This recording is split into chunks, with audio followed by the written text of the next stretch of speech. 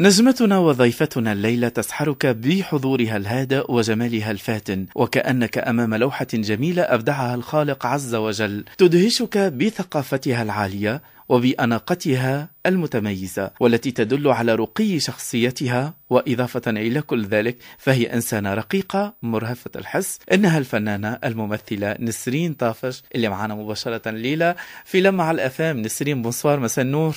بونسوار، كيفك؟ أهلا وسهلا. شنو الحمد لله. شنو أحوالك؟ أنت بخير؟ لا بس الحمد لله إن شاء الله. الحمد لله كله تمام يا رب إن شاء الله. إن شاء الله ديما نتابعوا في مسيرتك الفنية اللي حافلة بعديد الأعمال، حافلة أيضا بالأناقة، حافلة بالأدوار المتميزة، حافلة أيضا بهذا الجمهور العتيد، الجمهور النسريني يعني اللي مرافقك واللي مدعمك، هو الدعم الأساسي بالنسبة لنسرين طافش. الحمد لله. أول شيء شكرا كثير لك على التقديم اللطيف وعلى الكلمات الطيبة. يعني أكيد محبة الجمهور هي أكبر نعمة لأي فنان. نحن أصلا سر نجاحنا هو محبة الجمهور، لأنه الأعمال اللي عم نعملها هي للناس، هي حتى نوصل رسالة حلوة للعالم، فالمحبة نعمة كبيرة الحمد لله. نسرين طافش موجودة حاليا في دبي، يعني تحضروا في عمل جديد، العمل هذا اللي باش يرى النور إن شاء الله قريبا. خلينا نغوصوا شوية في هذا العمل ونقربوها أكثر إلى السادة المستمعين اللي يسمعوا فينا الليلة. العمل اللي عم نصوره حاليا هو عمل بدوي كوميدي اسمه الطواريد، عم نصوره بمدينة العين. طبعا العمل فيه نخبة كتير كبيرة من نجوم الدراما السورية، نجوم الكوميديا تحديدا. يعني أنا عم أقول دايما أنه عملنا فيه صواريخ كوميديا مو عاديين، لأنه كلياتهم ناس عندهم باع طويل طبعا بمجال الكوميديا. فأنا سعيدة بأنه أكون موجودة ضمن هاي الكوكب الحلوة كتير. طبعا هو إنتاج شركة كلاكيت، ورح ينعرض بشهر رمضان المبارك، وإخراج الأستاذ مازن السعدي وكتابة الأستاذ مازن طه. نعم جميل جدا. هذا العمل طبعا أول عمل فتنا فيه مع الشركة، ولسه في كمان عملين قادمين لقدام. أي هو العمل هذا يعني أنا حبيت نبارك لك بإمضائك على العقد مع كلاكيت، يعني هي شركة للإنتاج. وذكرتي أنت مرة يسعدني ويشرفني أن تكون كل أعمالي لهذا الموسم مع إحدى الشركات المحترمة والمحترفة والرائدة مثل شركة كلاكيت. صح. أنا وقعت هاي السنة 3 أعمال ورا بعض مع شركة كلاكيت. طبعا هو بس للتوضيح هو مش عقد احتكار. هو بس في تفاهم بيني وبين الشركة، وفي ثقة متبادلة مع شركة كلاكيت لصاحبة طبعا الصديق المنتج أستاذ إياد نجار. فمن باب هاي الثقة المتبادلة والتقدير المتبادل تم التوقيع مسبقا على 3 أعمال لهذا الموسم. فمع عمل السيناريست خلدون قتلان، هذايا صحيح ولا لا؟ مزبوط. في عمل الأستاذ خلدون قتلان اللي هو مسلسل حرملك، حيكون عمل سوري مصري مشترك، إنتاج ضخم من 90 حلقة، اسمه حرملك أو آغا الحرملك، لسه ما استقروا على اسم المسلسل بشكل نهائي. فما أيضا الجزء الثاني من مسلسل العراب أو النسخة العربية عن الفيلم. العراب نادي الشرق. طبعا شافوا الجمهور كلياتهم السنة الماضية الجزء الأول، إخراج الأستاذ أستاذي يعني المخرج العبقري أستاذ حاتم علي. فهالسنة كمان في هلا لساتهم طبعا طور الكتابة مسلسل العراب نادي الشرق الجزء الثاني، كمان حنفوت فيه بعد ما نخلص مسلسل الطواريد. يعني إن شاء الله نلحق كل هدول الأعمال ورا بعض. ما شاء الله. يعني الأعمال كثيرة، وهذا ممكن أن يزيدك تألق آخر، ممكن إرهاق جدا، وممكن أنه ساعات طويلة أيضا من التصوير. المستمع العادي اللي يسمع فينا نسرين يعني 2-3 في النهار تصوير وترتاح باقي اليوم. لا، هذا مش صحيح، لأن هي تبقى ساعات طويلة جدا، أكثر حتى ممكن ما يتخيل المستمع كم من ساعة تبقى حتى في التصوير وإعادات وغيرها. يعني تحب له تركيز، تحب له صبر، تحب له وسع بال. وما نعرفش هل إنه أنت صبورة ولا في عادتك يعني نسرين؟ لا أنا صبورة وبالي طويل، قلبي بارد كتير. الحمد لله. ما بعرف إذا هي يعني نعمة من رب العالمين أو هي شيء ممكن يكون سيء بالنسبة للآخرين، لأنه أحيانا البرود بيستفز الآخرين. هلا أنا يمكن هاي القصة ما كانت بطبيعتي من زمان، لأنه أنا كنت كتير من زمان عصبية وانفعالية، رد أفعالي سريعة. بس سبحان الله مع الوقت الواحد بيصير في عنده مرونة أكتر، استيعاب للآخر أكثر، بصير صبور أكثر.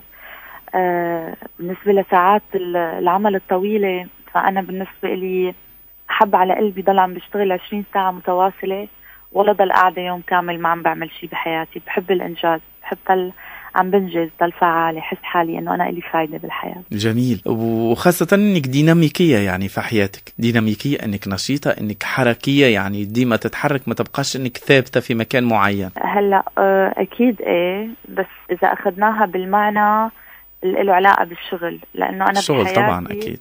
إيه، لأنه بحياتي كتير بدلل حالي. فما بعرف إذا فينا هاي كمان نسميها ديناميكية أو لا، بس بالشغل أكيد كتير ديناميكية، وكتير بحب شغلي وكتير شغوفة بشغلي. بس أنا بحياتي بعيدا عن العمل كتير بدلل حالي، بعطي وقت لحالي للاسترخاء، للراحة، لحتى أصلا أعمل توازن. لما بدي روح على الشغل كون أنا رايحة بنفسية حلوة، وكون يعني عاملة مثل ريتشارج للباور تبعتي او للانرجي تبعتي. جيد. فما ايضا من جمهورك اللي تغشش شويه، يعني خذا على خاطره شويه منك، لانك انت اعتذرتي على بطوله مسلسل خاتون بسبب ممكن التضارب في المواعيد بين خاتون والاعمال الاخرى. فهذا ممكن نخذا بعض من الجمهور انه خذا على خاطره منك شويه، بما انك اعتذرتي على مسلسل خاتون. صحيح هذا الشيء. طبعا مسلسل خاتون انا من السنه الماضيه ابديت موافقتي انه حكون موجوده فيه، اللي هو انتاج شركه جولدن لاين. طبعا انا علاقتي بشركه جولدن لاين كلياتهم القائمين عليها سيدة ديالا الأحمر وكل القائمين على الشركة كتير حلوة علاقتي فيهم. بس صار في أخذ وعطاء أنه نسرين اعتذرت لأنه اختلفت مع الشركة، لأنه طبعا هذا الحكي أبدا ما صحيح، لأنه مثل ما سبق وأصدرت الشركة بيان، عملوا بيان صحفي وتم توزيعه على جميع الصحافة، أنه نحن علاقتنا لساتها منيحة وصلنا وعسل، ولكن أنه في ظروف صعبة بالنسبة للتنسيق، لأنه مسلسل الطواريد عم يتصور بمدينة العين بالإمارات، بينما بنفس الوقت مسلسل خاتون عم يتصور بالشام.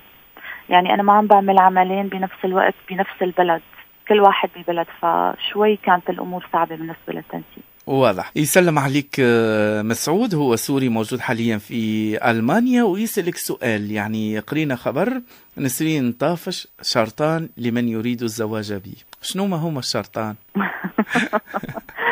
الحقيقة هيدا منشط كان نازل بإحدى المجلات العربية، بس هو له علاقة بمسلسل الطواريد، لأنه الشخصية اللي عم بلعبها هي شخصية وضحى بنت الشيخ طرود زعيم قبيلة الطواريد.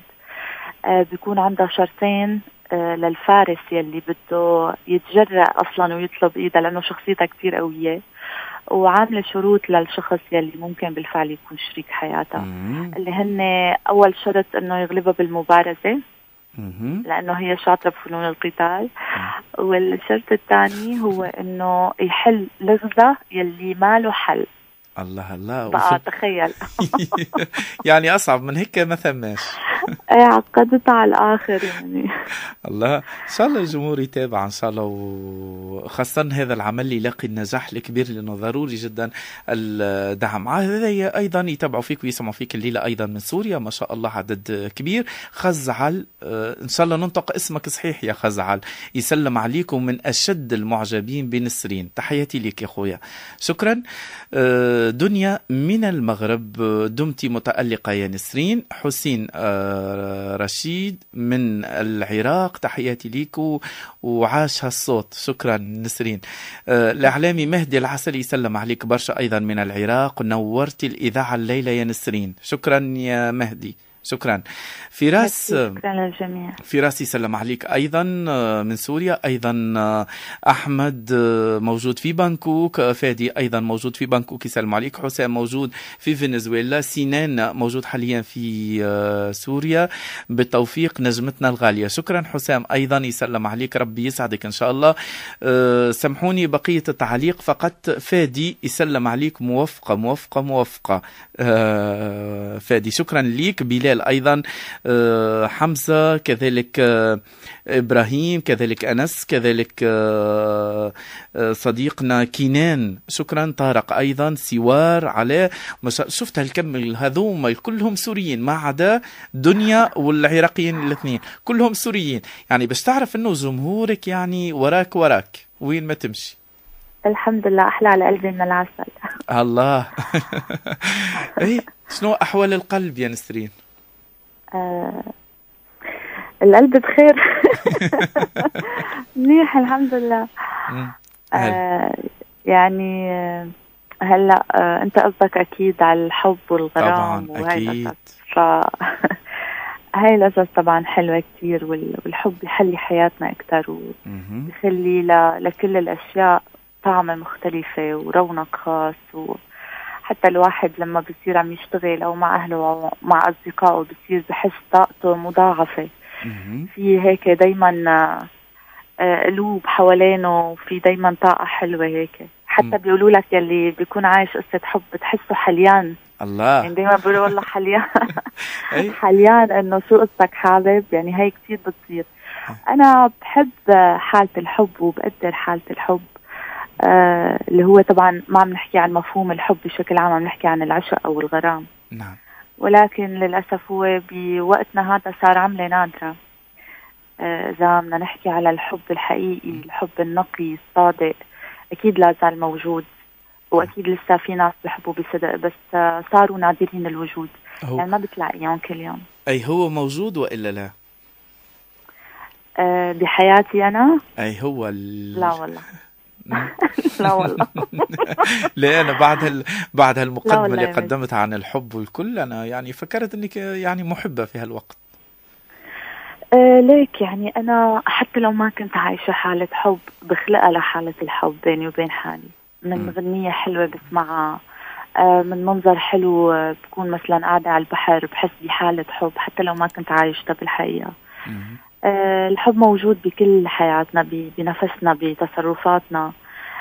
شغفي بشغلي هو حالة حب. فدايما منلاقي بديل لحتى نعود عن الحب أو الغرام أو العشق. منعود فيه بأشياء تانية، بشغلنا، بأهلنا، بمحبتنا للأولاد الصغار. فمنلاقي دايما بديل لهذا العشق بأشياء تانية طبعا كمان سامية ونبيلة. نعم، واضح. وصلني مساج من الآن، أحد الوزراء هو بلبنان يسلم عليك وتحية، لأنه يسمع فيك الآن على الهواء مباشرة. يسلم عليك نسرين، يعني بدون أني ما نذكر اسمه. تحياتنا ليك، شكرا. لأنه فما عديد الناس اللي يسمعوا فينا طبعا خارج حتى تونس عن طريق الانترنت. فما أيضا جمهورك اللي في دبي، بما أنك موجودة في دبي، وفما برشا يتابعوا فيك. و يعني أنت مع الناس، لأن نعرف أنه نجمة، يعني نسرين نجمة، وتنقلاتك محسوبة، طلعاتك محسوبة، فكل مكان أنك تمشي له يعني إلا هو فما جمهور وفما الفانس الخاصين بنسرين. كيفاش تعمل؟ هل أنه من العمل إلى البيت، ولا عندك وقت للخروج؟ كيفاش تتعامل معهم المعجبين؟ هلأ بشكل عام أنا بالشتوية بيتوتية أكتر، بس بالصيف بحب الحركة، بحب الطلعات، بحب الجماعات مع الأصدقاء. بحب ضل عم شوف الشمس، بحب الأماكن الطبيعية. هلأ من شوي كنت أعمل لك بداية الحديث إنه بحب التوازن. يعني حلو الواحد يعمل توازن ما بين الشغل، يعطي الشغل حقه، وكمان يعطي لنفسه حق. يعني إن لنفسك عليك حق. طبعا. حلو الواحد كمان يمارس الهوايات اللي بحبها، يعمل رياضة، يقرأ، يسمع ميوزك. الحياة مش كلها شغل. أي أنت تحب الموسيقى، تحب الغناء، وأيضا اختياراتك الغنائية حسيت من المغربي العايشة إلى مشاعر شيرين، الجبل حسين الجسمي، دي جي بلقيس، هذوما الكل كانوا ضيوفنا. تحياتنا لهم الفنانين هذوما الكل. هذا تنوع. وأيضا بعض الأغاني الأخرى ممكن التي ما نستحضرهاش الآن، ولا ممكن ما نتذكرهاش الآن، لكن يعني ذوقك متفرع من اليمين إلى الشمال. صحيح. أنا ما عندي ستيل معين واحد بالغناء، أنا بحب أسمع كل شيء، من الشعبي للكلاسيك. يعني مرورا بجميع الألوان، الجبلي، الخليجي، الراي، المغربي، الشعبي، كل شيء بحب أسمع كل شيء. بحس كل نوع غنائي أو كل نوع ميوزك فيه له طابع خاص، فيه له نكهة حلوة. الموسيقى بحر، فأنا أعشق الموسيقى وبقدر الميوزك وسميعة، لأنه أصلا لما كنت صغيرة يمكن كان عندي 13 سنة درست بيانو. ضليت أعزف تقريبا شي 6 شهور على النوت. طبعا فيما بعد نسيت لأنه تركته وما كفيت بالقصة.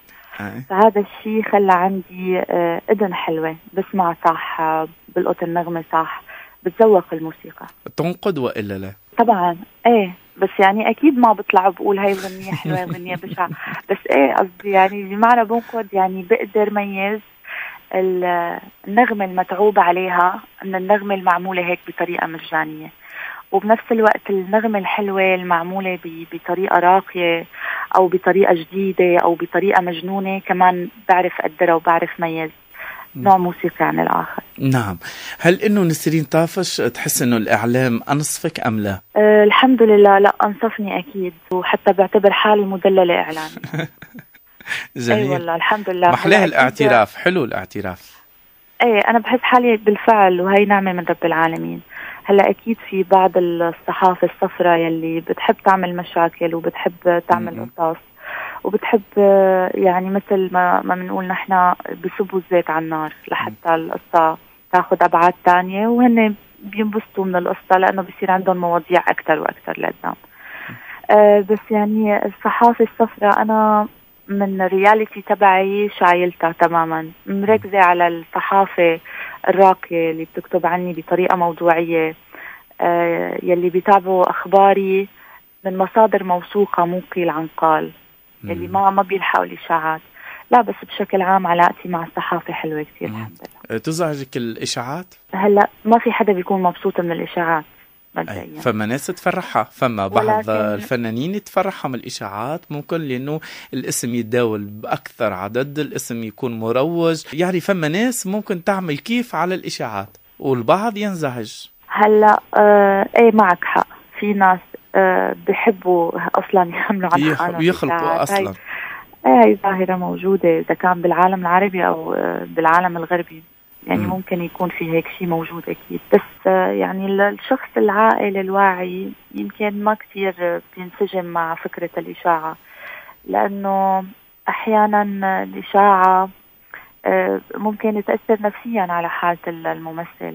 في أحيانا بيطلع شائعات موت عن فنان معين، فهذا الشيء يعني ممكن يكون قاسي على الفنان لما بيسمع بإذنه إنه خبر الموت. هلا طبعا القصة كمان بترجع من إنسان لآخر كيف بيعمل الرياكشن على الإشاعة. من زمان لما كنت أسمع إشاعة كنت أبكي وأتضايق وأزعل وأقول ليش هيك إنه عم بيصير، ومين هدول الحاقدين، وليش الناس ما بتحب بعضها، وليش الناس ما بتريد الخير لبعضها. بس مؤخرا صرت كل ما أسمع إشاعة أضحك. الإنسان مع الوقت لما بينضج بيصير في عنده نوع من الحكمة، بيصير بيستوعب إنه الشائعة هي ضريبة النجاح. فوضع طبيعي جدا إنه يكون في شائعة. وانت ذكرت النجاح على فكرة، يعني نجاحك هذا يحملك مسؤولية كبيرة بالنسبة لنسرين طافش، والاسم يكبر كل ما تزيد القدام إلا الاسم يزيد يكبر أكثر على مستوى الوطن العربي. المسؤولية ممكن تثقل شوية عليك، لكن أنت عندك مستوى معين، يعني الفنان أو الممثل أو غيره عنده مستوى معين، وقت يوصل للنجاح أو يوصل لمرحلة معينة ما يلزموش ينزل تحت هذا المستوى. طبعا أكيد. هلأ بحكم الطموح الإنسان بيضل دايما بيطمح للأفضل وبيطمح أنه يطور حاله أكتر. أنا عن حالي الحمد لله مبسوطة ورضيانة بالشيء اللي وصلت له لحد الآن، وبعتبر حالي محظوظة لأنه إجاني فرص حتى مبكرة جدا. يعني أنا اشتغلت أول عمل بطولة لإلي مع أهم الناس اللي على رأسهم أستاذ حاتم علي والدكتور وليد سيف اللي بيعتبروا استثناء بعالم الكتابة التاريخية، وشركة مهمة بهداك الوقت. كنت لساتني طالبة بالمعهد سنة تانية وعملت دور بطولة، فكانت بدايتي جدا قوية. هذا الشيء طبعا يعني من رضا بابا وماما انه ساعدتني الظروف، ورب العالمين شاء انه يجيني حظ حلو بالبداية. فلما اجتني الفرصة بوقت مبكر فهذا حظ رائع. فيما بعد بلشت تتالى الادوار.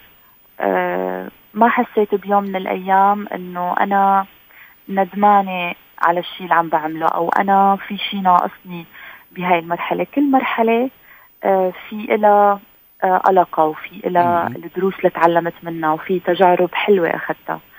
فأنا رضيانة عن الشيء اللي وصلت له لحد الآن، بس أكيد أنا بطمح وبحلم إنه أعمل أشياء حلوة أكتر لقدام. الوين تحب توصل نسرين؟ وين بدك؟ وين ما بدك بحب أوصل، وين ما بيخطر لك. ليك أنا دايما بيسألوني بيقولوا لي شو أحلامك أو شو طموحاتك، ودايما جوابي ما حيتغير، إنه أنا بحب أعبر عن طموحي بأفعال. كل أحلامي بحب ترجمها لأفعال أكتر ما إنه أحكي فيها. فمش دور من الأدوار حسيت إنه هذا هو نسرين من الأدوار اللي قدمتها الكل ما شاء الله؟ أكيد أول دور اللي هو دور السلطان الصبح بمسلسل ربيع قرطبة. هذا كان نقطة تحول بحياتي. الدور الثاني اللي عملته اللي بالفعل بقول هذا الدور أنت قصدك بيشبه نسرين ولا لقيت حالي فيه أنا كممثل؟ هذا هو، أنت وجدتي نفسك في هذا الدور؟ إيه، أول دور اللي هو سلطان الصبح بربيع قرطبة، والدور الثاني اللي هو مسلسل جلسات نسائية اللي هو شخصية هالة.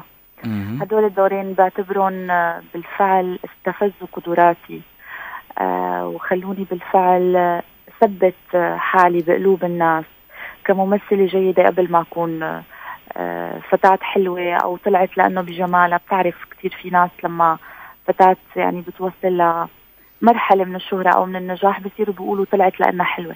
فأنا كان هدفي ما ركز على الشكل أبدا. كان هدفي أنه ركز أنه يقولوا الناس عني أنه أنا ممثلة شاطرة، أنه أنا ممثلة موهوبة. لكن أنت تحلمين يعني فما حلمك كبير أنك كالأميرة. وجدير بالذكر أنه نسرين شاركت جمهورها بلحظة مشاركتها في حفل ختام مهرجان سينما دبي اللي استطاعت سرقة الأنظار إليها من خلال أناقتها المتميزة، حيث اختارت فستانا زهريا ورفعت شعرها ما زاد من جمالها وسحرها، وشبهها الكثيرون بالأميرات اللواتي تليق بهن الحياة الملوكية. هو حلو راه الفستان وحلوة طلة والكل يعني طلة حلوة. هلا أي أنثى فينا يعني بتحب الجمال وبتحب الموضة وبتحب الأناقة والميك اب هذا العالم يلي أنا بحترمه كتير وبعتبره فن راقي باي ذا واي. أكيد بيهمني الجمال. هلا لما عم بحكي لك بالكارير تبعي بالشغل تبعي كممثلة، الجمال هو تحصيل حاصل وليس الأساس. الأساس هو الموهبة والاجتهاد والكاريزما والقبول يلي من رب العالمين. بينما الأشياء التي تخص الجمال والأنوثة والأناقة هاي خارج الشغل. يعني هاي على الريد كاربت مثل ما هلا ذكرت، الواحد بيهتم بهذا الشيء لأنه بيصير أصلا على الريد كاربت احتفال بالجمال لكل الممثلات وحتى الممثلين. فصارت يعني عرف أو عادة إنه دايما الواحد لازم يطلع بالشكل الأمثل. نسرين، بس نمشي معك المجموعة من الأسئلة المطلوب منك إجابة صريحة وإجابة مختصرة من عندك حتى نوصل لبعض الإجابات اللي بعض الإعلاميين في حاجة إنه يوصلوا لها الإجابة هذه من عندك. نسرين طافش، يعني معروف عليك انك سلسة في تعاملك وان ثقافتك هذه اكسبتك طبعا التجربة في تعاملك مع وسائل الاعلام، لكن هذايا يعكس ايضا ممكن فما لاحظ البعض انه مسحة حزن، لكن المسحة حزن هذه من داخل ما هيش باينة لبرا. يعني ما بعرف انا ليش دايما هيك الناس دايما بقول لهم انه يمكن في شيء بتركيبة الوجه او في يمكن مسحة شجن بعيوني. فدايما كتير في ناس إذا تصورت نزلت صورة على الانستغرام أيام بيكون مالي قدرة لحتى ابتسم ابتسامة عريضة، فببتسم ابتسامة ناعمة، فبيقولوا لي ليش ما عم تضحكي؟ يعني الواحد مو دايما قدران ياخد كل الصور وهو عم يبتسم يعني أو عم يضحك خلينا نقول. بس يمكن هيك تركيبة وشي في شيء بعيوني ما بعرف صراحة، عن جد ما بعرف. ممكن في مجال الفن، المجال الفن واسع جدا. بس أنا أبعد ما أكون عن الحزن. يعني يمكن في شيء بتشكيلة العيون هيك، بس أنا كشخصية أنا حدا متفائل كتير. عندي سلام داخلي كبير أكتر من يعني أكتر ما الناس ممكن اللي بتشوفني من البيت تتخيل، اللي بيعرفني عن قريب، يلي بيعاشرني، يلي بيعرف طريقة تفكيري، بيعرف لأي حد كبير من السلام الداخلي أنا وصلت له. نعم. ضد ولا مع عمليات التجميل؟ مع إذا كانت ضرورية، ضد إذا تحولت لوسواس واضح. أو تحولت لحالة مرضية. واضح. نسرين تبع برشا الموضة، يعني ملاحظ حتى يعني من خلال أيضا الطلات اللي طليتيها مؤخرا وحتى في السنوات السابقة أنك دائما تشوف شنو موجود وشنو فما جديد بالنسبة للألوان وغيرها والميك اب وغيره وغيره وغيره. يعني تصرف برشا فلوس على كل الأمور هذه ولا عادي؟ لا أبدا، صدقني كله دلال. كله دلال من الناس اللي حوالي. ليك أنا محاطة بمجموعة أصدقاء حلوين كتير وبحبهم من قلبي وهن بيحبوني من قلبهم، ودايما بيهتموا فيني وبيدللوني. في عندي كتير مصممات أزياء صديقات لإلي، في عندي كتير ميك اب ارتست وهير دريسر كلياتهم كمان بيحبوا دايما يطالعوني بإطلالات جديدة وبيعملوا لي نيو لوك من فترة للتانية. فأنا مدللة من هدول مجموعة الأصدقاء اللي حوالي ومحظوظة فيهم. بس أكيد أنا إذا بدي أعمل شوبينج لإلي يعني بالحياة العادية هذاك موضوع آخر. بس لما نحن نطلع على الريد كاربت، نطلع ببرنامج، غالبا بتكون القصة عروض من ديزاينرية معروفين هن بيعرضوا علينا الأزياء يلي بنلبسها. جيد. هي الدنيا فرص، وحلوة إنه الواحد تجيه برشا فرص في الدنيا هذه. إيه، وحلو الدلال يعني مو غلط. ومن حقك تستاهل نجمتنا الليلة. فمن المقرب ليك في مجال الفن، يعني من الأصدقاء الفنانين غيرهم الممثلين، من المقرب إلى نسرين تحس أنه جدا قريب؟ هلا ما حقول لك اسم شخص بعينه لحتى ما انسى حدا ويصير في حساسيات وممكن ناس بيزعلوا، لأنه كثير في عندي أصدقاء بالوسط الفني. في عندي صديقات وعندي أصدقاء. نعم. وكثير بحس حالة الوسط الفني بينات بعضنا نحن عائلة، تحديدا لما بيمرق مثلا 3 شهور أو أكثر من هيك بمسلسل عم نشوف بعض بشكل يومي، فبيصير بيناتنا ألفة. يعني بحكم العشرة، بحكم إنه نحن عم نشوف بعضنا أكثر من نشوف أهالينا، فبتخلق حالة كتير حلوة. بس بعدين يمكن كل حدا بيروح بيشتغل بمسلسل تاني، ظروف الشغل بتمنعنا إنه نشوف بعضنا بشكل متواصل، بس هذا أبدا ما بيلغي المودة وما بيلغي التقدير، ما بيلغي الاحترام بين بعضنا. وبنفس الوقت عندي أصدقاء كتير من خارج الوسط الفني كمان بحبهم كتير وبعتز فيهم. الحمد لله. الله يديم العشرة، لأنه جميل جدا واحد لما يعترف بأنه عنده أصدقاء مقربين وأنه يراعي هو العشرة كما هما يعني متواصلين معه. مع جمهورك أنت متواصلة أنت شخصيا على الصفحات ولا عندك من ينوبك؟ هلأ على الفيسبوك في عندي آدمن ميدو، بوجه له تحياتنا، بقول له يعطيك العافية ميدو على اهتمامك ولأنك بروفيشنال. بالنسبة للإنستغرام والتويتر أنا مشرفة عليهم بشكل مباشر. الله. يعني أنا اللي بنزل البوستات عليهم. بس عندي طبعا الإنستغرام تهكر مرتين السنة الماضية واللي قبلها، فهلأ رجعت من 4 شهور عملت إنستغرام جديد، والحمد لله قدرنا نوثق الحساب ووصلنا هلأ ل 317,000 فولورز. الله. دعم الحمد لله. الله يديم المحبة نعمة كبيرة. الحمد لله. فما أيضا من يسأل يعني خاصة على هالإطلالة الحلوة وعلى هذا الصوت واللي لا يسمع فيك فقط بعيدا عن التمثيل، أين تجد نفسها نسرين طافش؟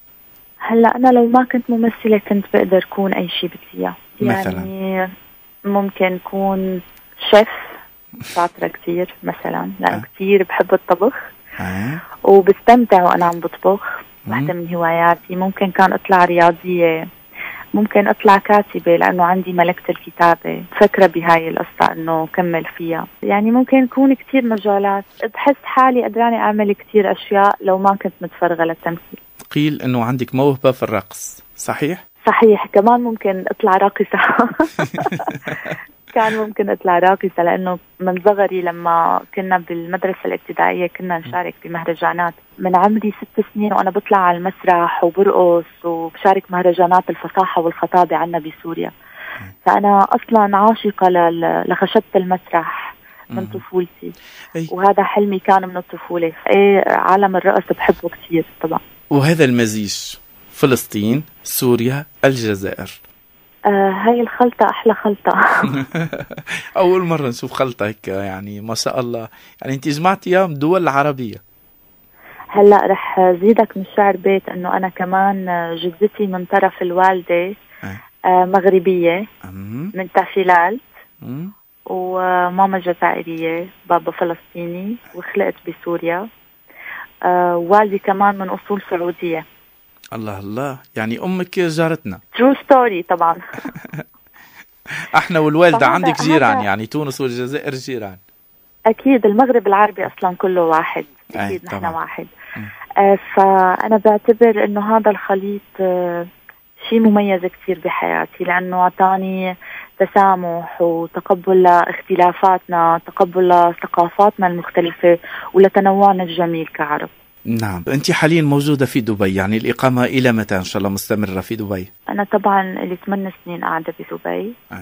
مش من جديد، بس قبل الأزمة السورية كنت أجي على دبي للسكن وأنزل على الشام لحتى أصور كمل أعمالي. مستقرة بدبي، بقياني فيها، بحب لهي البلد كتير. مثل ما سوريا احتضنتني ببداية حياتي، هلأ كمان دبي احتضنتني بكل محبة. شعبها طيب وبلاد خير، ومبسوطة كتير بالبلد هون. وأصلا أنا بحس إنه قدراني أتأقلم بأي بلد عربي ممكن أعيش فيه. وين ما بسافر بحس إنه في شيء بيعني لي. بحس كل البلدان اللي خلقها رب العالمين فيها ميزة خاصة. جيد.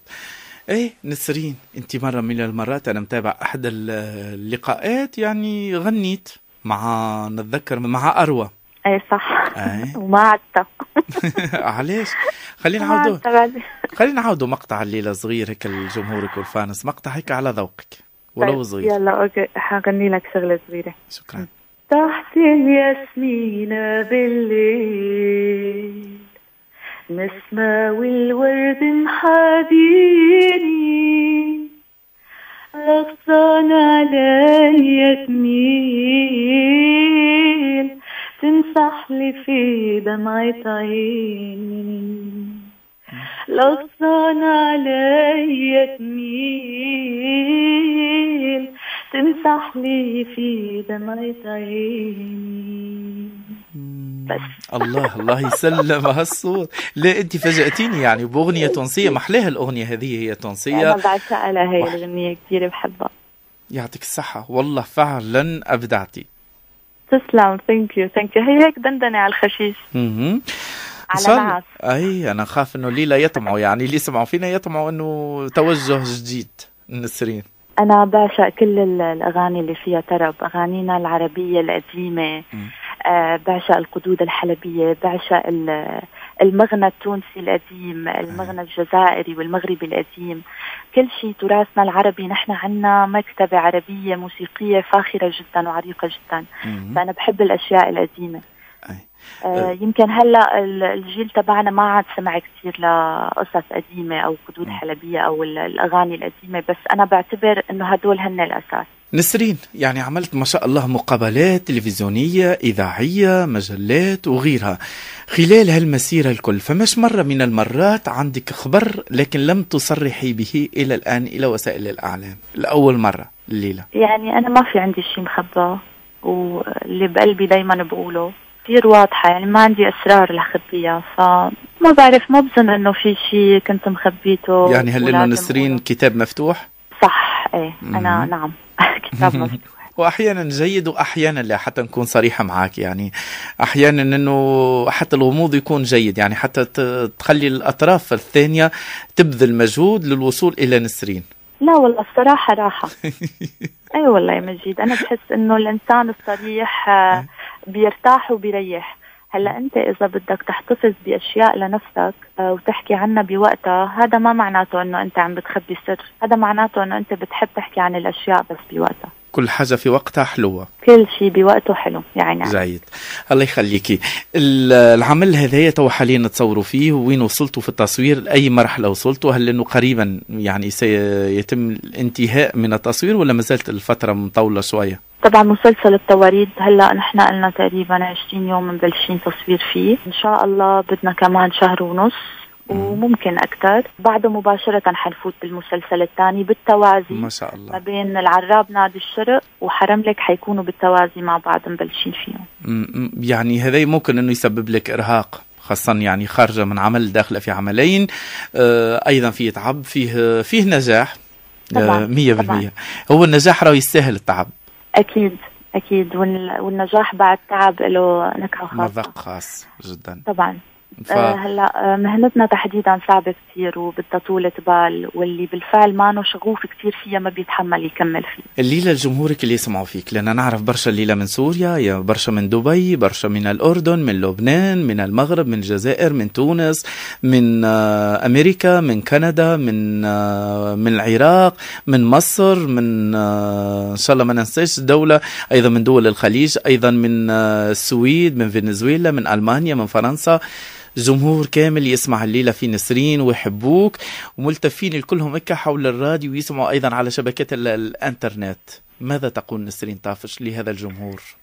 بدي أقول يسعد أوقات كل السهرانين معنا، وإن شاء الله نكون هيك يعني عم نعطيهم طاقة حلوة ويكونوا عم بيقضوا معنا وقت حلو. بحييهم كلياتهم إن شاء الله. ومستمعي إذاعة تطاوين الليلة، هذه الإذاعة الليلة اللي الأول مرة نسرين معنا الليلة في راديو تطاوين وراديو الميدليست. طبعا أنا بيشرفني أنه أكون معك الليلة مجيد، وأكيد من خلال هاي الإذاعة بدي أقول أنه أنا كتير مبسوطة أنه لأول مرة طبعا من خلال إذاعتكم عم بحكي بشكل مباشر مع الجمهور التونسي أكيد، وعندي حلم أنه أجي على تونس وزور تونس. إن شاء الله هيتحقق هذا الحلم قريبا بإذن الله، باش تكون موجودة إن شاء الله بيناتنا في تونس. أهلا وسهلا بيكي. وحبيتي نسلم أيضا على زملائك اللي معاك في العمل، على كل الطاقم اللي أمن هذا العمل الجديد إن شاء الله اللي قريبا سيرى النور ويوصل للجمهور على مستوى الوطن العربي.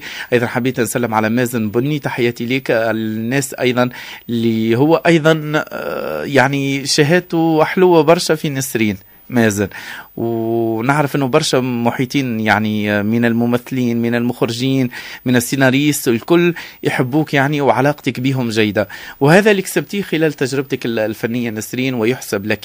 الحمد لله. أكيد المحبة والاحترام قبل أي حسابات تانية، يعني قبل حسابات مصالح الشغل لازم يكون في تقدير لبعضنا نحن كبشر. والحمد لله انه الانسان يعني كسب محبة الناس ومش بالامر السهل هذايا. نسرين طافش اللي الناس اللي يحبوك يستنوا في تغريدة من تغريداتك يعني ويستنوا ايضا في اي خبر، في اي سكوب، في اي حاجة تنزلها، حتى ان يدعموها هم بحضورهم وايضا بمتابعتهم. ما شاء الله الجمهور النسريني يكون دائما معاك وين ما كنت، سواء في دبي ولا في مختلف الدول اللي تجوبها. نعرفك انك تحب حتى تحب تسافر، تحب انك تتنقل برغم انك بيتوتية نوعا ما، لكن تحب الاطلاع الى العالم الخارجي، وهذا من حقك يعني حلم مشروع. وايضا بامكانك ان شاء الله في مشاركة ان شاء الله في مهرجان قرطاج السينما، ان شاء الله تكوني حاضرة معنا في الموسم القادم باذن الله، واحنا نتمنى. بالشرف ان شاء الله، هذا شرف لي اذا حضرت المهرجان باذن الله إن شاء الله يا رب. ونسرين فقط أني حبيت أني الناس المتابعين أيضا على الفيسبوك اللي أيضا يسمعوا فينا ويتابعوا فينا الليلة، فما تحية خاصة جدا جدا من الموسيقار إحسان المنظر من لبنان اللي سلم معليك ويسمع فينا الليلة، فتحية لهذه النجمة وتحية لكلامها. شكرا لك يا أستاذي، شكرا لك، شكرا موسيقارنا، شكرا. حتى الموسيقيين عرفت كيف تشدهم يا نسرين. تحية طبعا للموسيقار إحسان المنذر. يعني هلا يمكن هو حب الحديث تبع الميوزك لأنه كنا عم نحكي على الموسيقى فروق على الموضوع طبعا. ما هو احنا الحمد لله يعني نحاول انه ديما نقربوا الفنان اللي يكونوا معنا ولا الفنانة اللي تكونوا معنا يعني بوجه كما هي. انا نسرين الليلة حاسك انتي نسرين، مش نسرين اللي نشوفها على التلفزة. صحيح هذا الشيء. وبتعرف رح زيدك من الشعر بيت، أنا بحس بكل اللقاءات إذا كان لقاء راديو أو لقاء على التي في دايما الفنان بيطالع يلي بقلبه وبيطلع على طبيعته من ذكاء وشطارة المذيع يلي عم يعمل معه اللقاء. وهيدي عن جد مش مجاملة لك مجيد. بس بتلاقي بعض الناس بيسألوا أسئلة كتير سطحية أو بيسألوا أسئلة استفزازية لأجل الاستفزاز، فبيطلع وجه ما له علاقة ممكن بالممثل نهائيا، بيطلع وجه مختلف عن حقيقته. بينما لما بتحكي معه بشفافية بتسأله أسئلة عميقة للممثل أو الفنان اللي بيكون معك، كل ما سألته أسئلة عميقة أكثر ومحترمة أكثر كل ما بيان الوجه الحقيقي له والوجه الطبيعي له وشخصيته الحقيقية. أنت ضيفتنا ومن حقنا أن نفرح بيك أقل حاجة. تسلم لي يا عزيزي. يعيشك يا نسرين. إن شاء الله أنت ديما متألقة، ديما ناجحة، ديما مبدعة كما عودتنا، وإن شاء الله ديما ننتظر جديدك، وحتى إن جمهورك اللي تابع أخبارك أول ما تبخلش عليه جمهورك فعلا هو الدعم الأساسي بعد العائلة وبعد الناس اللي يحبوك وبعد الناس هذوما اللي مدللينك الكل. فنانة وأميرة الشاشة تستحق الدلال، تستحق يعني أنه يهتموا بها، وتستحق أيضا النجاح الكبير بإذن الله. وإن شاء الله نلتقي على محبة يا نسرين، وأنا شكرا على قبول الدعوة بالرغم أني تجاوزت الوقت المحدد اللي أنا مخصصة معك، فأنا إذا شفت الساعة يعني، فشكرا شكرا شكرا على قبول الدعوة يا نسرين. تسلم لي يا مجيد، وكثير استمتعت بالحديث معك. أنا أكثر. بتشكرك لك كثير. عايشك. طاقم الرحلة الكل يسلم عليك. شكرا رشيد فتحي، الكل موجودين في الإذاعة يسلموا عليك فردا فردا الكل. تحياتي للجميع. شكرا نسرين طافش.